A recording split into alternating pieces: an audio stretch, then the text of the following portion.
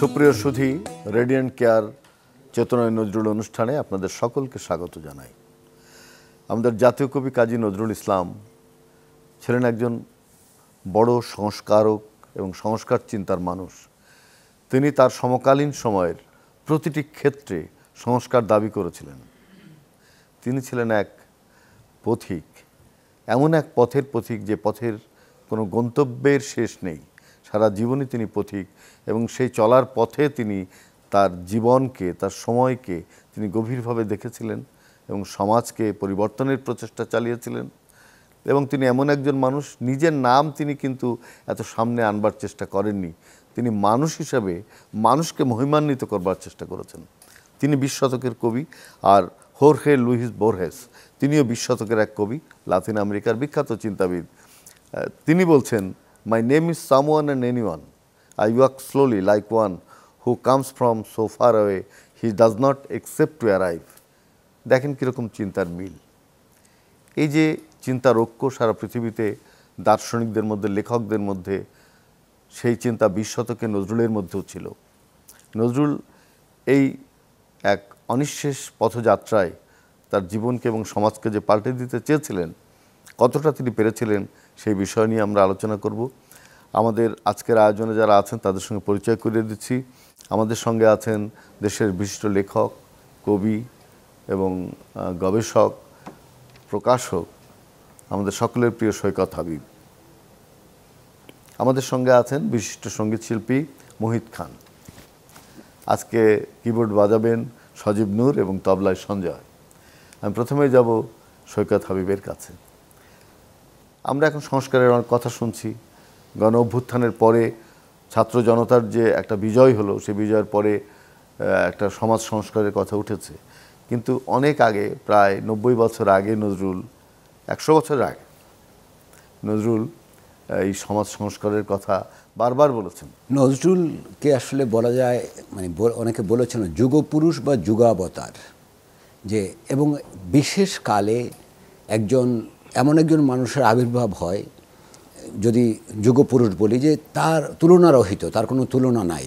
তিনি যেইভাবে আসেন, যুগ অবতার, যেমন হিন্দু ধর্মে আছে যে যুগে যুগে কৃষ্ণ বা অবতার রূপে আসেন এবং সমাজের অন্যায়, অবিচার, অন্যায্যতা, রাষ্ট্রের বিভিন্ন ইয়েকে উনি প্রতিকার করেন, উনি বিভিন্নভাবে। তো আমি বলবো যে নজরুল একই সঙ্গে যুগপুরুষ এবং যুগাবতার।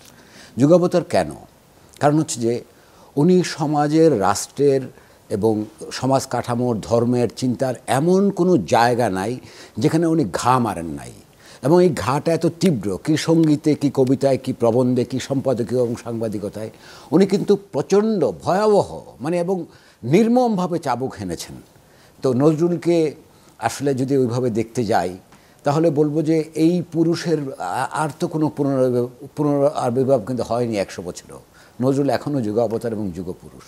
আপনার কি মনে হয় না যে তার সেই কবিতায় তিনি নিজেই বলছেন, তার আত্মপরিচয়, আমি যুগে যুগে আসিয়াছি পুনঃ মহাবিপ্লব হেতু, মহাকাল ধূমকেতু। একদম। নজরুল একই সঙ্গে বিপ্লবী, একই সঙ্গে সংগ্রামী এবং সংস্কারক। কারণ উনি প্রতিটি জায়গাতেই, যে বললাম যে সমাজ, রাষ্ট্র কাঠামো, এবং উনি নিজেও বলেছেন যে আমি শুধু রাষ্ট্রের বিরুদ্ধে, মানে আমি শুধু রাজরাজাদের বিরোধিতা করি না, আমি সমাজের কুসংস্কারের, অন্যায়ের, এবং দেশের অবিচারের বিরুদ্ধে আমি লড়াই করতে পৃথিবীতে এসেছি। উনি কিন্তু এটা স্পষ্ট করেই বলেছেন।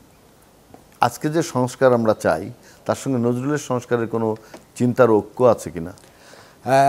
মানে আমি বরং বিরোধ দেখি, যদি সততার সঙ্গে বলতে হয়। কারণ হচ্ছে নজরুলের সংস্কার ছিল, সংস্কারবোধ বা পরিবর্তন চেতনা ছিল অন্তর্গত। উনি কাউকে তোয়াক্কা করেন না। উনি রাষ্ট্রকে, রাজাকে, এত বড় ব্রিটিশ রাজ, তাকে বারবার কারাগারে নিচ্ছেন, তাকে বারবার তাকে নিষিদ্ধ করছেন, উনি কোনো কিছু কেয়ার করেন নাই।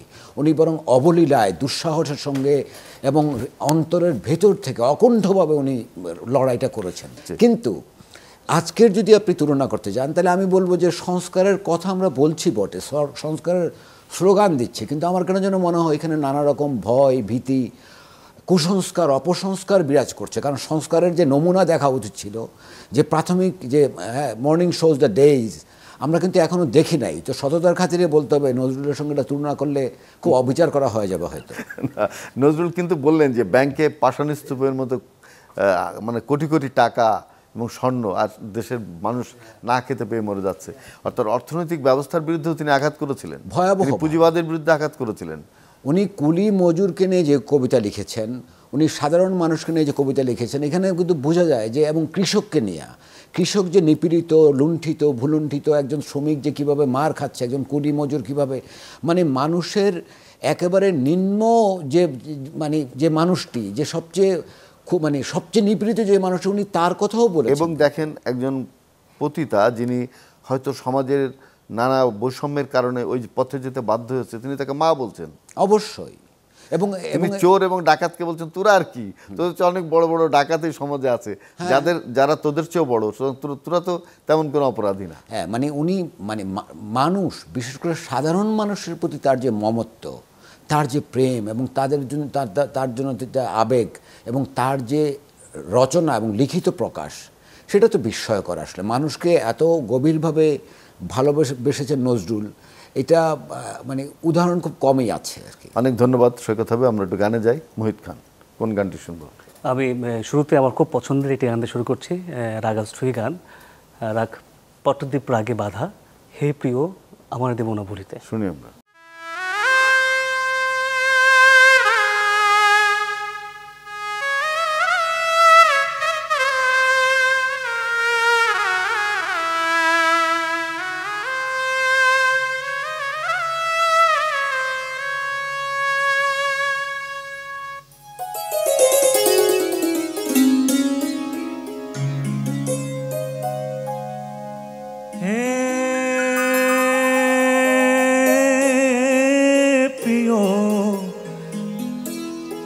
আমারে দিব না ভুলিতে, হে প্রিয় আমারে দিব না ভুলিতে, মোর স্মৃতি তাই রেখে যাই শত গীতে, প্রিয় আমারে দিব না ভুলিতে, হে প্রিয় আমারে দিব না ভুলিতে।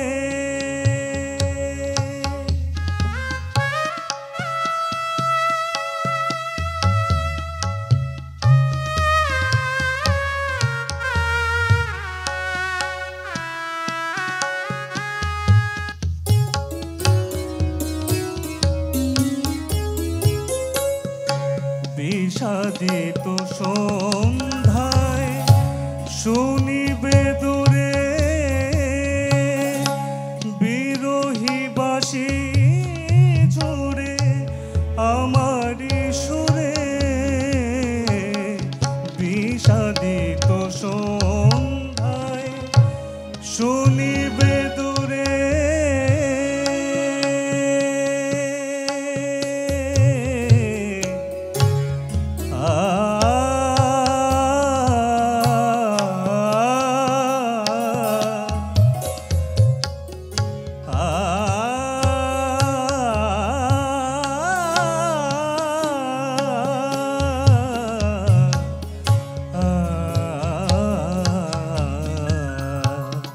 বিষাদিত সন্ধ্যায় শুনিবে দূরে বিরহী বাঁশি ঝরে আমারি সুরে,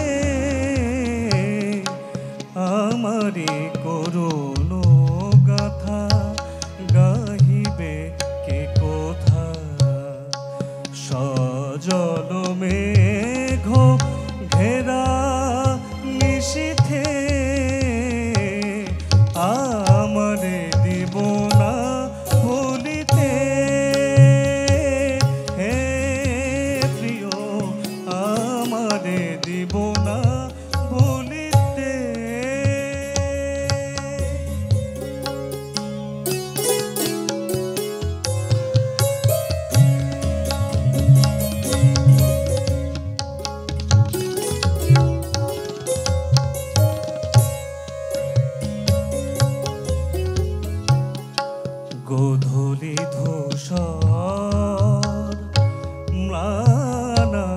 ভাসে হেরিবে আমার মূরতি ভাসে গোধূলি ধূসর ম্লান আকাশে হেরিবে আমার মূরতি ভাসে তব পদ দলিত ফুলের বাসে পড়িবে মনে আমারে চকিতে প্রিয় আমারে দিব না বলিতে হে প্রিয় আমারে দিব না বলিতে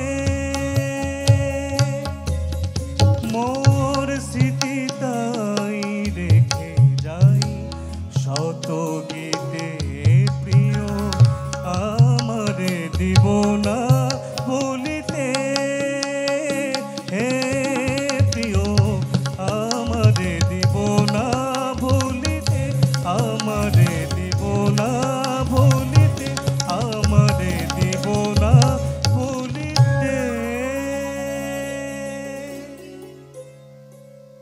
অনেক ধন্যবাদ। অসাধারণ হয়েছে গানটি মুহিত খান। আবারও যাচ্ছে আলোচনায় সৈকত হাবিব। সৈকত, আমরা নজরুলের সংস্কার চিন্তা নিয়ে কথা বলছি। নজরুল কিন্তু বারবার বিপ্লবের কথা বলেছেন, যে বিপ্লব সমাজ সংস্কারের ক্ষেত্রে খুব প্রয়োজন, এবং তিনি মার্ক্সীয় চেতনায় অনেকদিন উদ্বুদ্ধ ছিলেন, কিন্তু সরাসরি কোনো রাজনৈতিক দলের সঙ্গে তিনি বেশি দিন যুক্ত থাকতে পারেননি, তার স্বাধীন চিত্ততার কারণে, স্বাধীন চিন্তার কারণে। এখন ভারতবর্ষের যে সংস্কার সেই সময় তিনি করতে চেয়েছিলেন, সেই সংস্কারের কিছুটা কি তখন হয়েছিল, কিংবা তিনি যে সংস্কার চান এই জাতির জন্য, বাঙালি জাতির জন্য, এখন আমরা যে জায়গায় এসে দাঁড়িয়েছি, নজরুলের সংস্কার চিন্তা কি আদৌ আমাদের রাষ্ট্রে করা সম্ভব? আপনার প্রশ্ন তো দুইটা। তো নজরুল একটা জিনিস খেয়াল করেন যে ওই সময় যেখানে হিন্দু মুসলিম খুব ভয়ঙ্কর মানে বিরোধ, কাটাকাটি, রক্তারক্তি, উনি তার লেখায় মানে তার তাবৎ রচনায় মানে গানে, কবিতায় এবং প্রবন্ধে উনি কিন্তু মানুষের হিন্দু মুসলিম ঐক্যের কথা বলেছেন। উনি সমাজে যে অসাম্য বিরাজ করছে, একটু আগে আপনি যে বললেন যে ব্যাংকের পাষাণপুরিতে যে অর্থ, সেটার উনি বলছিলেন এটা ডিস্ট্রিবিউট করতে হবে। এবং উনি কিন্তু কোনো বাম আন্দোলন না করলেও কমিউনিস্ট ইন্টারন্যাশনাল নিয়ে কিন্তু কবিতাও লিখেছেন বাংলায়, আপনি জানেন সেটা। তো এই যে দাবি, এই যে চাওয়া, ওনার এই যে চাওয়াটা নিজের জীবনও যে আচরণ করেছেন, ধরুন উনি বিয়ে করেছেন, প্রথমে নার্গিসের সঙ্গে তার সম্পর্ক হলো না, অসম দাম্পত্য, ওটা অন্য রাজনীতি, কিন্তু উনি দেখেন যে নিজের জীবনে বিয়েও করলেন কিন্তু একজন ব্রাহ্ম নারীকে, এবং সারা জীবন তার সঙ্গে থাকলেন। আচ্ছা, উনি কি করলেন? উনি যেখানে ইসলামে গান হারাম বলতেছে, উনি শুধু গজলই সৃষ্টি করলেন না, ইসলামী গান লিখলেন। হ্যাঁ, উনি শুধু, এবং উনি শ্যামা সঙ্গীত করলেন। এবং আজকেও আপনি দেখবেন যে যেমন ঈদের জাতীয় সঙ্গীত, তেমনি কোনো পূজা হয় না নজরুলের শ্যামা সঙ্গীত ছাড়া। এই যে মানে এই যে নিজের জীবন দিয়ে দেখিয়ে দেওয়া, নিজের প্র্যাকটিস দিয়ে দেখিয়ে দেওয়া। আমরা খালি মুখে মুখে স্লোগান দিই, তো বড় বড় কথা বলি, হ্যাঁ, কাজের কাজ কিছু করি না, এবং আমাদের মনে একটা, ভিতরে আর একটা, এক ধরনের মুনাফিকি। নজরুল ওই মুনাফিকিটা করেন নাই, কিন্তু উনি নিজের জীবন দিয়ে, নিজের প্র্যাকটিকে নিয়ে দিয়ে উনি কিন্তু নিজে দেখিয়ে দিয়েছেন। এবং আমি প্রসঙ্গত বলি, 1929 সালে অ্যালবার্ট হলে তাকে যে জাতীয় সংবর্ধনা দেওয়া হয়, তখন তার বয়স মাত্র 30 বছর, এবং জাতীয়, এবং সেখানে কে ছিলেন? প্রফুল্লচন্দ্র রায়, সুভাষচন্দ্র বসু, জলদর্শন, এস ওয়াজেদ আলী। ওখানেও বলা হচ্ছে যে নজরুল, প্রফুল্লচন্দ্র বলতেছেন যে নজরুলের কবিতা পাঠ করলে তার আমাদের ভাবিকালের তরুণ প্রজন্ম অতি মানুষে পরিণত হইবে। তো আমরা তো অতি অমানুষে পরিণত হইতেছি। হ্যাঁ, তো এখন ধরেন, এবং কি বললেন যে সুভাষ বললেন যে আমাদের জ্যান্ত মানুষ, হ্যাঁ, যে আমাদের বিপ্লবের দ্রোহে, আমাদের স্বপ্নে নজরুল ছাড়া আমাদের কোনো উপায় নেই। আমরা যখন কারাগারে যাব তখন নজরুলের গানই হবে আমাদের জায়গা। তো এই যে বারংবার, মানে এই যে 30 বছর বয়সে, কল্পনাই করা যায় না যে 30 বছর বয়সে জাতীয় সংবর্ধনা। আবার একই সঙ্গে দেখেন যে এই 30-এর দশকে আবুল কালাম শামসুদ্দিন বলতেছেন যে নজরুল হচ্ছেন যুগ কবি, এবং উনি হচ্ছে আমাদের জাতীয় কবি। বঙ্গবন্ধু ওনাকে জাতীয় কবি তো বললেন, কিন্তু এই ঘোষণা তার 30 বছর বয়সের আগে তাকে জাতীয় কবি বলা হচ্ছে। তো ওই যে মানুষটি, তার যে দাবি, কি ট্র্যাজেডি যে আজকে 100 বছর পরও সেই একই গান, একই গল্প, একই শ্লোক, একই স্লোগান আমাদের বলতে হচ্ছে, আমরা কিন্তু মানুষ হয় নাই। আজকের দিনেও আমরা এই 21 শতকে যখন পৃথিবীটা একটা গ্রামে পরিণত হয়েছে, তখনও কিন্তু আমরা হিন্দু মুসলিম, ধর্ম অধর্ম, সংস্কার কুসংস্কার, দল মত, মানে মানুষ কিন্তু হতে পারে নাই। রাষ্ট্র মানে একজন কবিকে করতে হয়, সেটা হয়ে গেছে, চেতনায় আসলে ধারণ করে নাই। চেতনায় নজরুল প্রোগ্রামে এটা বলতে হচ্ছে খুব বেদনার সঙ্গে, যে চেতনায় ধারণ করে নাই। ধারণ করলে বাংলাদেশ এত বড় মানে দীর্ঘ মুক্তি সংগ্রামের মধ্য দিয়া অনেক সাধনার মধ্যে যে বাংলাদেশ স্বাধীন হলো, সেই বাংলাদেশের আজকে এত বছর 50 বছর পেরিয়ে এসে আমাদেরকে সেই পুরনো গল্প আর করতে হতো না। তার মানে নজরুলকে আমরা চেতনায় ধারণ করি নাই, করতে পারি নাই, এবং সেই যোগ্যতা আছে কিনা আমাদের খুব নির্মমভাবে বলতে হয়। এই নিয়েও আমি সন্দেহ প্রকাশ করি যে আদৌ আমাদের যোগ্যতা আছে কিনা নজরুলের চেতনাকে ধারণ করার। একটা বিস্ময়কর মানুষের জন্ম হয়েছিল এই বাংলায়, এই ভারতবর্ষে, তাকে আমরা আসলে এখনও ছুঁতেই পারি নাই, আমার অনেক জায়গা থেকে আমার মনে হয় আর কি। অনেক অনেক ধন্যবাদ সৈকত হাবিব, চমৎকার করে বললেন। নজরুলের সংস্কার চিন্তার প্রভাব যদি আমাদের সমাজে পড়তো, তাহলে আমরা মনে হয় আরও অনেক দূরে এগিয়ে যেতে পারতাম এবং অনেকটা সংস্কার করে আমাদের সমাজকে, রাষ্ট্রকে পুনর্গঠিত করতে পারতাম। আপনাকে অনেক ধন্যবাদ। মোহিত খান, কোন গানটি শুনবো? এবারে গাইছি নজরুলের এটা একটা কাব্যগীতি, আমি খুব জনপ্রিয় গানটি আমি গাওয়ার চেষ্টা করছি, শুনি।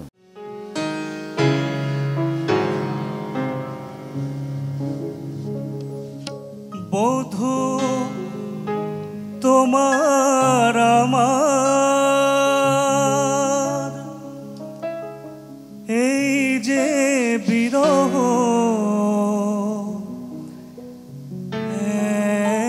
এক জনমের নহে, এক জনমের নহে। বধূ তোমার আমার এই যে বিরহ, এক জনমের নহে, এক জনমের নহে।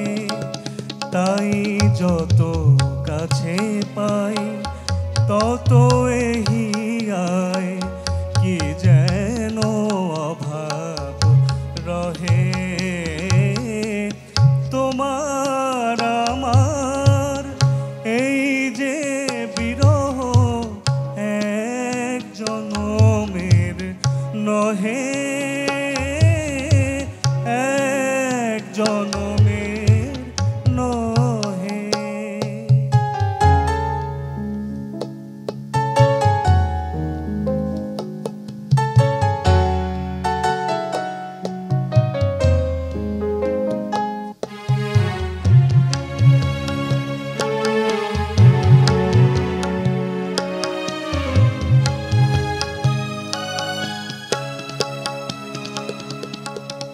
বারে বারে মোরা কত সে ভুবনে আসি, দেখিয়া নিমেষে দুই জনে ভালোবাসি। বারে বারে মোরা কত সে ভুবনে আসি, দেখিয়া নিমেষে দুই জনে ভালোবাসি। দলিয়া সহসা মিলনে সেই মালা কেন চলিয়া গিয়াছি দোহে। তোমার আমার এই যে বিরহ, এক জনমের নহে, এক জনমের নহে।